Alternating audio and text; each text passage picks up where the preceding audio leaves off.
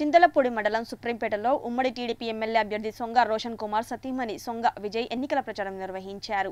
ఈ సందర్భంగా గ్రామస్తులు హారతులు పూల వర్షాలతో వారికి ఘనస్వాగతం పలికారు. రానున్న ఎన్నికల్లో చింతలపూడి ఎమ్మెల్యేగా తనను నర్సారావుపేట టీడీపీ ఎంపీ అభ్యర్థిగా పుట్ట మహేష్ యాదవ్కి ఓటు వేసి భారీ మెజార్టీతో గెలిపించాలని వారు కోరారు.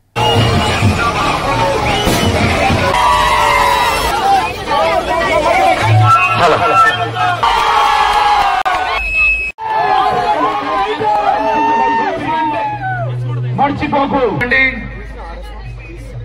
3వ నెంబర్ ఎమ్మెల్యేకి నాకు, 4వ నెంబర్ పుట్ట మహేష్ యాదవ్ ఎంపీకి సైకిల్ గుర్తు మీద ఓటైంది.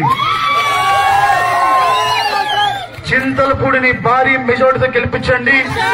ఎందుకంటే మనకి భారీ మెజార్టీ ఒక నెంబర్ అవ్వచ్చు, కానీ అది మన భవిష్యత్తుని మార్చే నెంబర్ అవుతుంది.